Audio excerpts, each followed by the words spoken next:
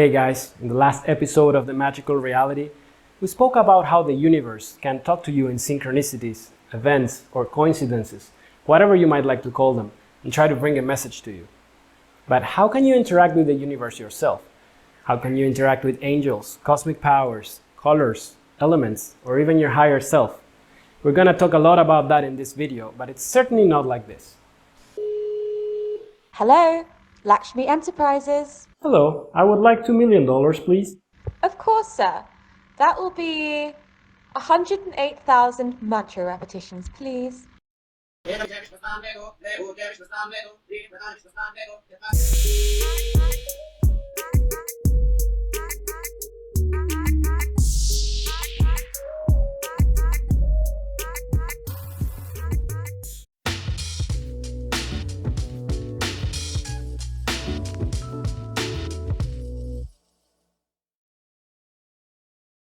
So by now you know that everything is communicating with you at all times.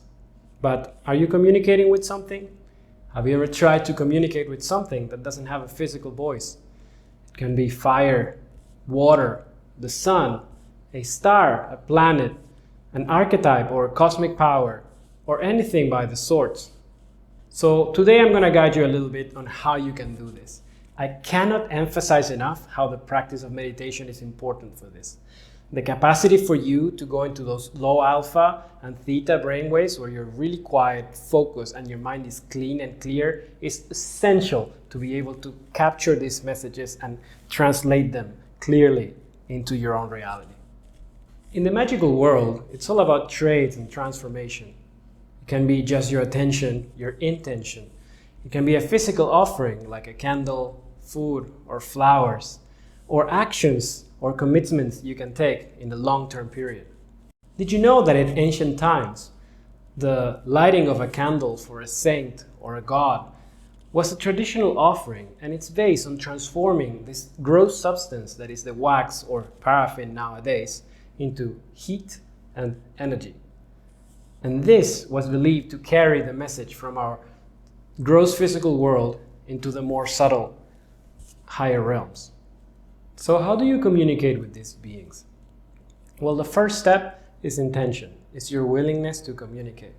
I'd say go into a centered space, into a very present space, ideally after meditation, and channel your intent to communicate with these energies. I advise you to do it in the same way you would introduce yourself to a new friend or someone you don't know. Not like this. Hey Ganesha, what's up? Hello, how are you doing? Oh, yeah, I've been needing money, can you spare like $5,000? As you become more acquainted with them, you will receive more messages. The communication will become more clear. You will become more intimate with each other, and there will be more depth and intention behind it. The same as with a real friendship. Over time, you might realize they have been staying with you for a long period of time. They might direct you to do something, alert you in a way that it might be dangerous for you, just light up your intuition, like a spider sense kind of thing. Or give you guidance or gifts, or make you meet the right people or be in the right place at the right time. They might also give you gifts in your personality, traits that you have acquired by working with these entities, with these powers. Also, in the same way that if you have a friend that works out, you're likely to end up working out with him and end up being physically strong. I'm going to comment on a few examples that I did throughout my life. One of the first encounters I had with this is a story about Tripura Bhairavi. Someone gave me a yantra. A yantra is a geometrical figure that represents the energy, the visual spectrum of these sound beings or mantric beings. So someone gave me this gift many years ago, and I was instantly attracted to it. Even though I didn't know what it was about. Then I kept it and hanged it in my room. Many years later, I discovered this was the yantra of Tripura Bhairavi, which is a goddess which is characterized by the power of focus, concentration, discipline, and maintain fixed position. When I learned this, I started doing this practice called Trataka, which is putting the yantra on the wall, sitting down, and just looking at it without blinking for an extended period of time. I started doing this practice for 20 to 30 minutes every day for a year. What came in that year was perhaps the biggest period of transformation in my life.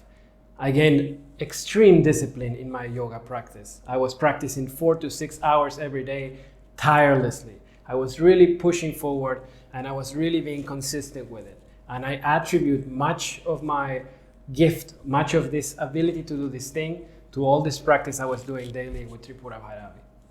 You can also do practices with an element like fire, lighting a fire every day for a week and just meditating and contemplating that fire. Maybe you will acquire some of the characteristics of that fire within yourself just by doing this practice. As I said, it can also be a color, an angel, a planet, or whatever you feel resonance with. One very interesting practice is trying to channel your higher self, trying to get in contact with a version of you that is outside of space and time. If you yourself were outside of time, in a spiritualized version of you which is already fully complete and fully accomplished, how would you speak? How would you behave with yourself? Would you help yourself? Have you asked yourself these questions? Well, you can try the next time in your meditation to try to communicate with this person who loves you because it's you. And you will find that you'll get surprised by the results and the things you can learn from this higher version of yourself. Later on, you can develop a more committed practice, like making an altar and putting a figure of what you're working with as a representation and offering flowers, candles, fruits, food, songs, dance, whatever you want for them. In the long term, you will build a lasting relationship with a strong symbiosis between you two. A word of caution though, the world of magic is full of tricksters. A word of caution though, the world of magic is full of tricksters and agents of chaos. I recommend you to work with the cosmic powers, the Mahavidyas, a noble element like fire, water, earth, and ether and air, or your higher self. That is the best to start with because it's safe. There are entities that have not much to gain from you and you have all to learn from them. If you want to deal with other entities, that's fine, but be careful because you can get tricked and it can get messy. I would say if you have any experience with master plants, with any spirit guides, then you will understand how this works. While you're in the state where you have the plant inside yourself, many of you might have a conversation with the plant. The plant might have taught you something. The plant might have guided you somewhere or give you an insight about your life. It works in a similar way, though having a clean face, it's a little bit more subtle and you need a little bit more concentration and commitment to the practice. So that was all for today's episode. Let me know in the comments if there's an entity you have a strong connection with, if there's any good or bad experiences you had with it, if there's any advice you'd like to give to other viewers, and please subscribe to the channel. These are my social media links. If you find this valuable, please like it. I'll see you in the next video.